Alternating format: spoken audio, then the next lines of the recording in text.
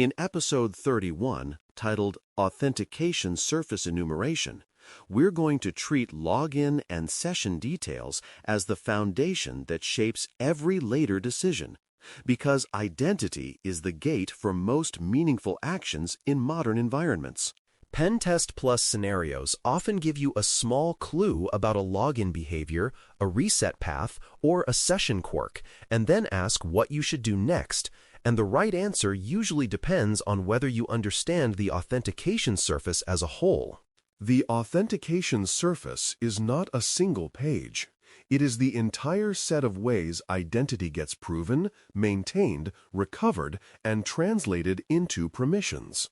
When you enumerate that surface carefully, you stop treating access as a binary state and start seeing the points where controls can fail quietly.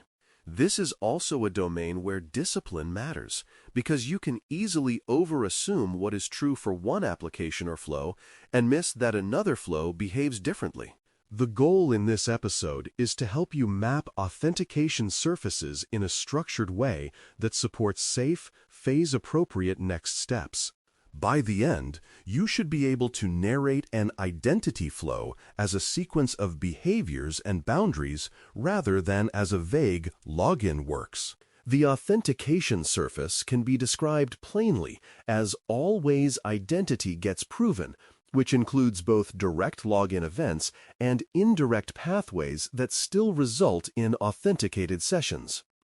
This surface includes how users authenticate, how services authenticate, and how the system decides that a request should be treated as coming from a particular identity. It also includes the mechanisms that establish session state, such as tokens or cookies, because authentication without session continuity is not practical.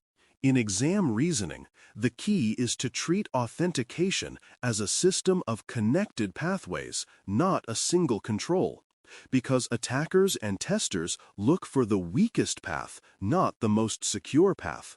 If a strong login exists, but a weak recovery flow bypasses it, the surface is weak where it matters most. If a primary login is secure, but an API login behaves differently, the surface is inconsistent and therefore risky. When you map the whole surface, you can choose next steps that target the most meaningful boundary rather than the most obvious screen. Entry points are the visible part of that surface, and a disciplined enumerator identifies them before assuming there is one login. Login pages are one entry point, but APIs can also authenticate through token grants, sessions, or other identity assertions, and those pathways can have different controls. Single sign-on flows introduce another entry point category where identity might be proven through a centralized provider, creating consistency but also concentrating risk if misconfigured. Reset and recovery paths are entry points too, because they can result in identity proof or identity change even without a traditional login. Pen Test Plus prompts may mention these in subtle ways, like user logs in through a portal, an API uses token-based access, or password reset email is sent, and those cues are telling you what the surface includes. The professional move is to list the entry points mentally and then decide which ones matter most for risk based on exposure and consequence. When you do this, you avoid the pitfall of validating only the login page and missing the real weak link. Multi-factor behavior is part of the surface and should be understood conceptually as how the system adds an additional proof step beyond a primary credential. The important exam-level idea is that multi-factor is not just on or off, because it can vary by context, by action, and by risk signal. Prompts can include additional prompts, approvals, or step-up checks that occur only for certain sensitive actions, and those behaviors reveal how the system applies trust decisions. An approval-based factor changes the flow by introducing a user confirmation step, and the reliability of that step depends on how consistently it is enforced across entry points. Step-up checks are particularly important because they show that the system is trying to raise assurance when risk is higher, such as when changing account settings or accessing sensitive data. On Pen Test Plus, multi-factor scenarios often test whether you understand that an inconsistent factor experience is a clue, not a guarantee, and that mapping where the factor appears is part of enumeration. The best next action is often to map enforcement and consistency, rather than to treat one prompt as representative of everything. When you see multi-factor as behavior across the surface, you reason more accurately. Account recovery is a high-risk part of authentication because weak resets can bypass strong logins, and the exam frequently tests whether you notice this. Recovery flows can include reset links, security questions, secondary email or phone confirmations, and other mechanisms that effectively change identity state without the primary login path. If recovery is weaker than login, it becomes the easiest path to account takeover because it grants access through the side door. The key is to enumerate the recovery flow steps, identify what proof is required, and note whether that proof is strong, consistent, and resistant to abuse. Pen Test Plus scenarios may hint at recovery weakness through overly verbose messages, predictable steps, or inconsistent verification requirements, and your job is to treat those as clues worth careful validation. The professional approach is to map recovery before assuming the login is the main risk point, because attackers prefer the weakest link. When you understand recovery risk, you choose next steps that protect the most bypass-prone path. Session behavior is another core part of the surface, because authentication is only the beginning. Session state is how identity persists across requests. Cookies and tokens are the common carriers of that state, and the exam expects you to understand them conceptually as the objects that represent this request is from this identity.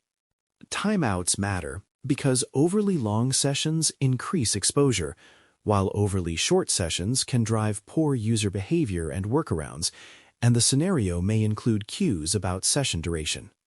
Logout reliability matters because a logout that does not actually invalidate the session leaves access lingering, which can matter in shared devices or high-sensitivity contexts.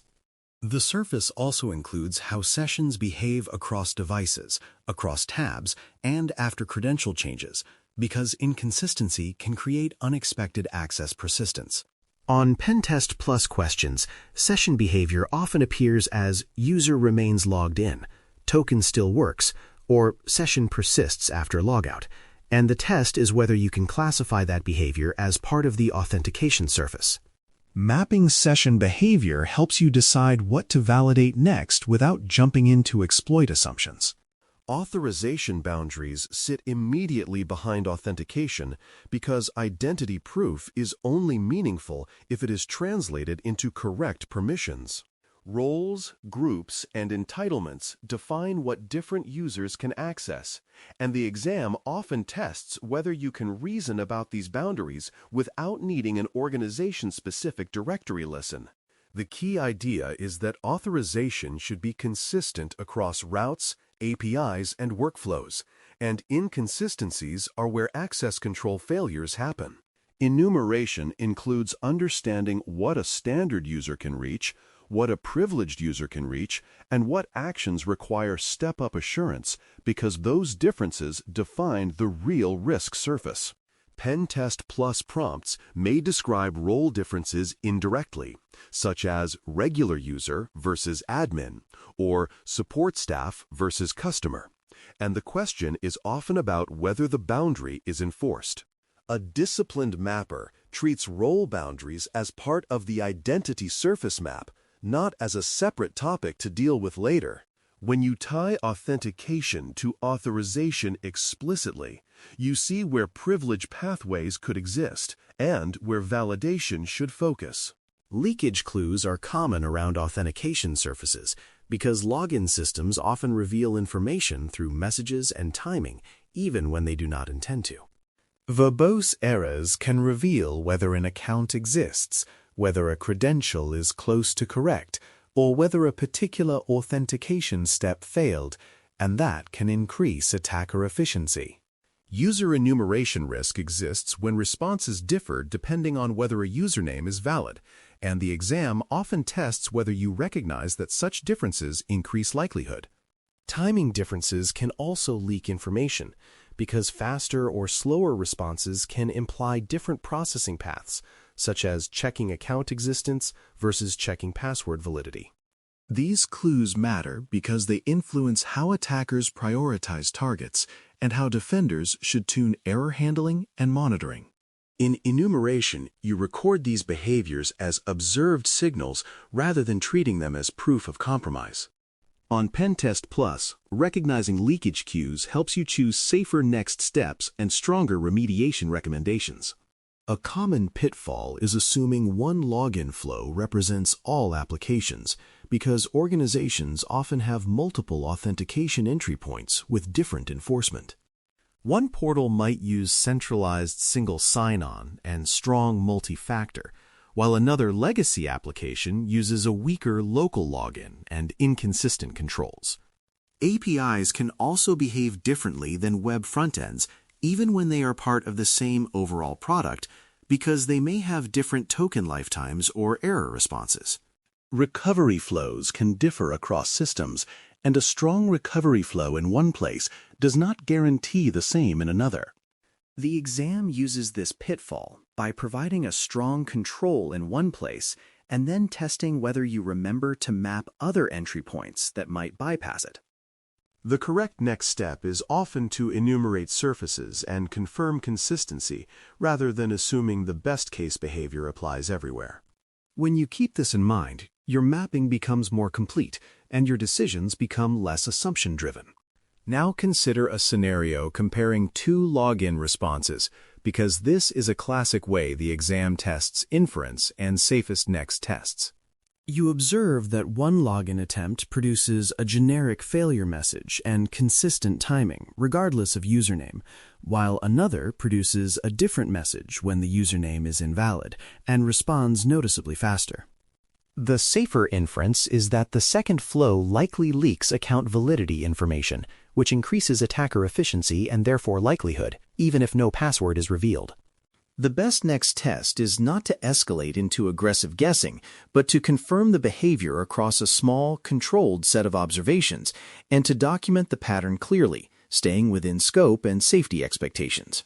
You would also map where this flow exists, such as whether it is a legacy login or an API endpoint, because that context affects remediation priorities. The first flow becomes a baseline for what good behavior looks like, while the second flow becomes the candidate weakness. This scenario tests whether you can choose controlled validation steps that confirm the leak without causing harm or violating rules. Quick wins in this space come from mapping the reset flow, role changes, and session timeouts, because these three areas often produce high-impact findings with relatively low effort. Reset flows are high value because they can bypass strong primary logins, so understanding their verification steps and consistency matters. Role changes are high value because they reveal how authorization boundaries are applied and whether changes take effect correctly across sessions and endpoints. Session timeouts are high value because they define how long access persists and whether logout and credential changes actually reduce access, which matters for both security and user behavior. The exam often rewards focusing on these areas because they demonstrate that you understand where identity risk concentrates. You do not need deep exploitation to learn a lot here. Careful observation and mapping can surface meaningful issues. When you focus on these quick wins, your enumeration produces actionable insight. Recording findings should capture flow steps, constraints, and observed behaviors because identity issues are often about sequences rather than isolated events. Flow steps should be described as what happens in order, such as the entry point, the prompts, the verification steps, and the outcome, so stakeholders can understand what to fix and where. Constraints should be recorded because testing is bounded by rules of engagement, production sensitivity, and data handling expectations, and those constraints shape what conclusions you can make. Observed behaviors should be described precisely, such as what message appears, what redirect occurs, what timing differences were noticed, and what session persistence was observed, separating what is confirmed from what is inferred. Recording should also note what was not tested due to constraints, because that keeps the report honest and avoids overclaiming. In exam reasoning, this disciplined recording mindset translates into choosing answers that document and validate, rather than answers that assume and escalate. When your notes are structured, your later reporting becomes clearer. A simple memory anchor for the surface map is entry, recovery, session, roles, errors, because it captures the major components without turning into a checklist obsession. Entry reminds you to list all authentication entry points, including web, API, and single sign-on flows. Recovery reminds you to map, reset, and account recovery paths because they can bypass otherwise strong controls. Session reminds you to observe how identity persists, including timeouts and logout behavior, because persistence defines real exposure. Rules reminds you to classify authorization boundaries and what different users can access, because identity without correct authorization is still risk. Errors reminds you to watch for leakage through messages and timing differences, because those details can raise likelihood even when access is not obtained. If you can run this anchor quickly, you can map an authentication surface in a structured way under time pressure. In this episode, the main lesson is that authentication surface enumeration is about mapping all the ways identity is proven, recovered, and maintained, then connecting that identity to authorization boundaries and leakage behaviors. Entry points include login pages, APIs, single sign-on flows, and reset paths. And multi-factor behavior must be mapped for consistency rather than assumed from a single prompt. Recovery and session behavior often create the most bypass-prone risks, while roles and error leakage define how identity turns into access and how attackers gain efficiency. Avoid the pitfall of assuming one flow represents all applications, and focus quick wins on reset flows, role boundaries, and session timeouts that shape real exposure. Use the entry, recovery, session, roles, errors anchor to keep your map organized, and then narrate one flow end-to-end in your head, stating each step and what boundary it implies, because that practice builds the exam-ready habit of seeing identity as a system. When you can narrate a flow clearly, you can choose safer, smarter next steps with confidence. Episode 32, Wireless Recon Basics 1. Intro. Explain wireless basics so signals translate into security meaning. 2. Describe key identifiers, network name, access point identity, and channel use. 3. Explain signal strength conceptually, proximity hints, not proof of access. 4. Describe encryption types in plain terms, stronger versus weaker protections. 5. Explain client behavior, devices connect, roam, and reveal preferred networks. 6. Describe rogue access point risk. Imposters mimic trusted names. 7. Explain configuration clues, open networks, weak pairing, and default setups. 8. Describe pitfalls, confusing discovery with access, or causing disruption unintentionally. 9. Walk a scenario hearing a network list, then identify high-risk candidates.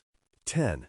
Describe quick wins, focus on open networks, and suspicious duplicate names. 11.